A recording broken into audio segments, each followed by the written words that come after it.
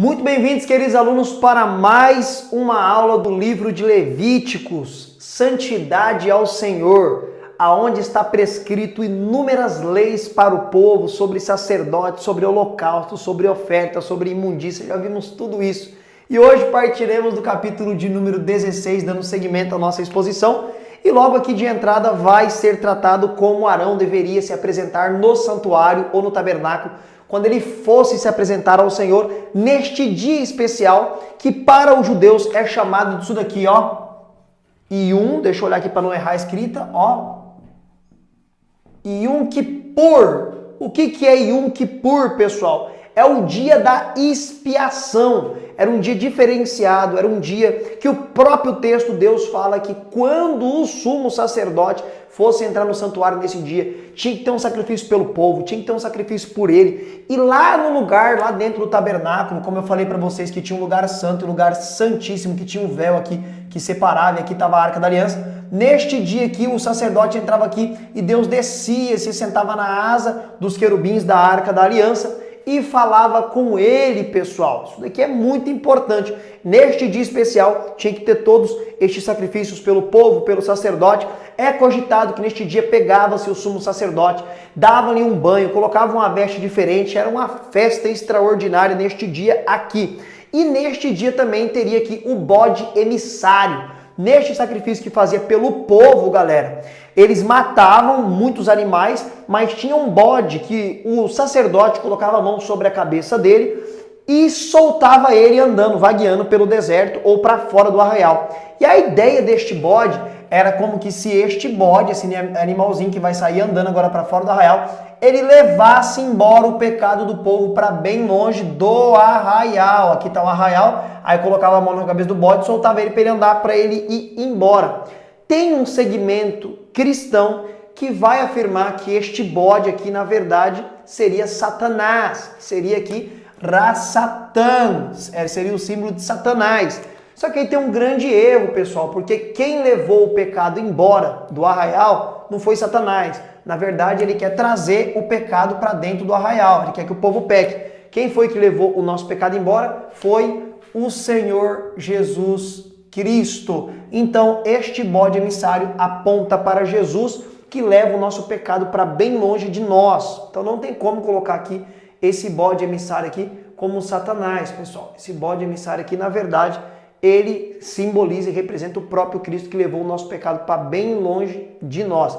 E isso aqui é tratado no capítulo de número 16, que vai ter aqui o dia da expiação, que os judeus comemoram até hoje porque não aceitaram a Cristo. E é curioso essa festa, você pode pesquisar no YouTube, né? O Yom Kippur, a festa da expiação, que neste dia em Jerusalém até hoje, nada funciona, pessoal, nada. Tudo para, rede de televisão sai do ar, aeroporto fica fechado e todas as pessoas vão para ruas de roupas brancas. Isso aí é coisa linda que eles fazem até hoje, mas isso já acabou, isso apontava para Cristo também.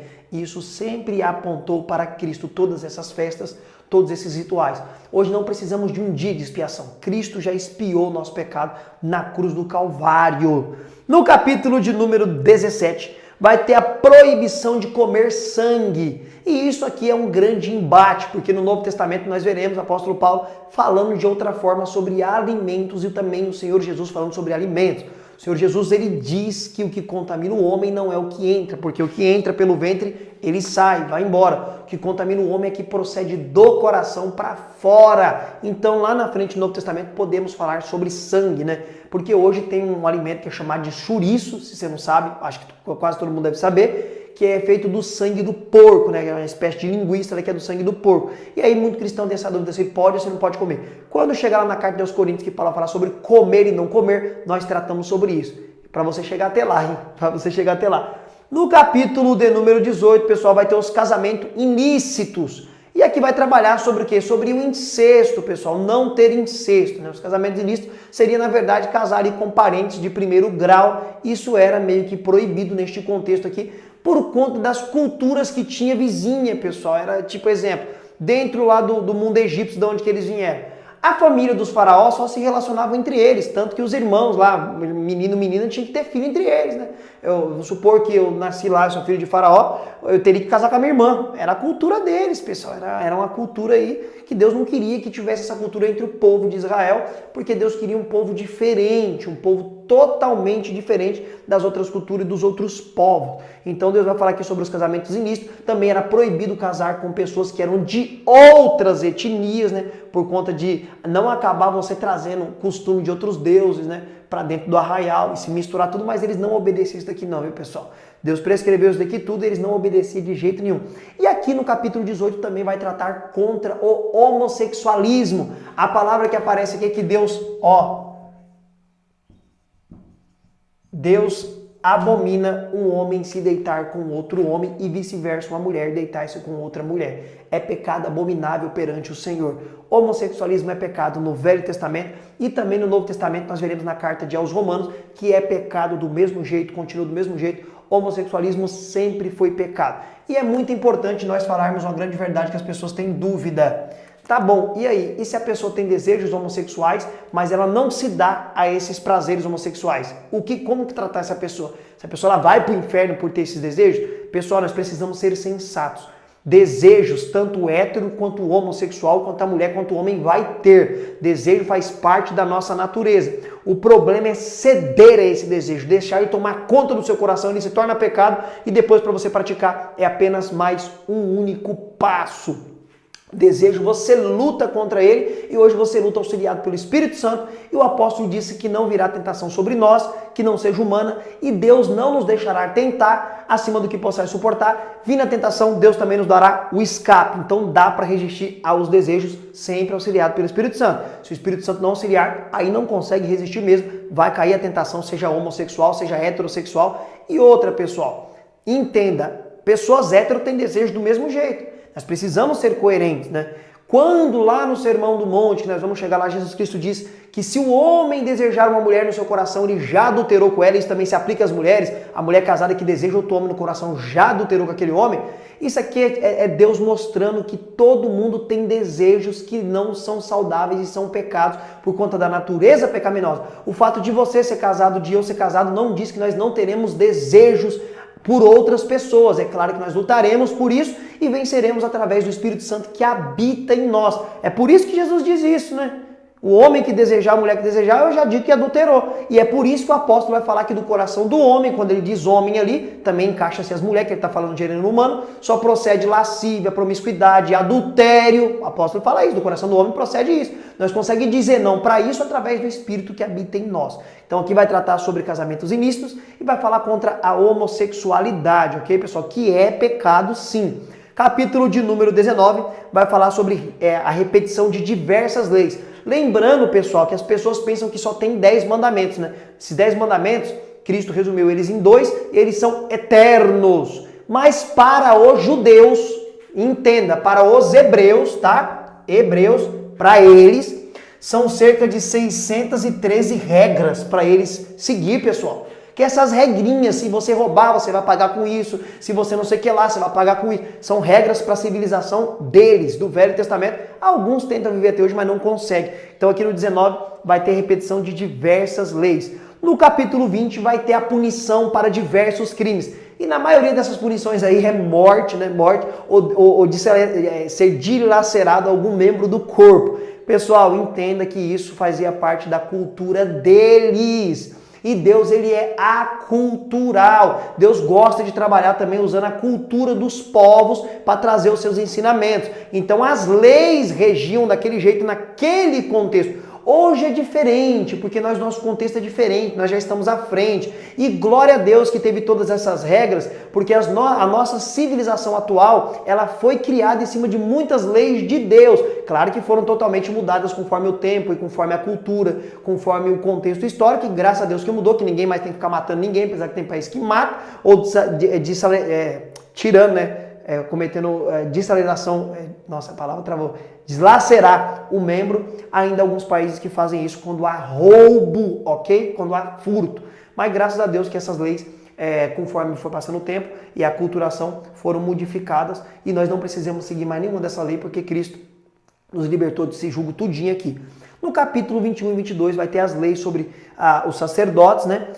De comer as coisas santas, da lepra, do fluxo, animais sem mancha. Então vai trabalhar de novo sobre diversos tipos de mandamentos e leis e regras. No 23 vai ter as festas solenes. O que são festas solenes, pessoal? As festas que eles não poderiam esquecer de comemorar, que são as principais: Páscoas, Pentecoste, que é chamada de primícias, e a expiação, que seria aqui esse dia aqui do Yom Kippur, né? O dia da expiação do pecado de toda a nação. E nesse dia aqui o pecado de todo o povo era perdoado, né? Deus perdoava o pecado de toda a nação, que era um dia especial lá do ano que eles comemoravam, ok? No capítulo de número 24 vai ter aí o azeite para as lâmpadas, que era aquele... lembra aquela menorá, chamada de menorá? Né? Assim, ó. Esse daqui também ficava cheio de fogo, pessoal. Tinha fogo aqui em cima, aqui, ó. Então o azeite, ele era totalmente preparado de outra forma para poder ser aceso ali dentro. Era tudo prescrito de forma minuciosa, porque Deus queria diferenciação. Não era para fazer de qualquer jeito, não era para fazer de qualquer forma. Por isso que também no Novo Testamento diz que aquele que faz a obra de Deus relaxadamente não é digno do Senhor, é melhor que não faça. Aquele que põe a mão no arado e olha para trás, é melhor nem colocar a mão, pessoal. Então é tudo bem feito porque é para Deus. E o critério de Deus é perfeição. Por isso que Cristo veio, que é o perfeito que morreu por nós, miseráveis imperfeitos, tá bom? No 24 também vai falar sobre os pães da mesa. Lembrando que também tinha uma mesa dentro do tabernáculo com os pães asmos, tá bom? E também vai falar aqui sobre a pena do pecado de blasfêmia, né? Então, essas penas aqui, muitas eram morte até por apedrejamento, pessoal. Eles tinham muito essa cultura de apedrejar as pessoas, matar com apedrejamento, ok? No capítulo 25 vai falar sobre o ano sabático. O que era o ano sabático?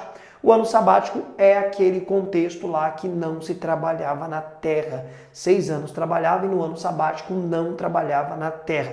E aqui vai aparecer também no capítulo 25 o ano do jubileu. Ano do jubileu. O que era o ano do jubileu? Quando passava-se 49 anos, no ano 50, ano do jubileu, libertava-se também todos os escravos. Todos os escravos, para lembrar que eles também foram escravos e foram libertos pelo Senhor. Então tinha aí o ano do jubileu, que era quando completava aí 50 anos, aí a cada 50 anos, se eles tivessem escravos, seriam libertados também no ano do jubileu.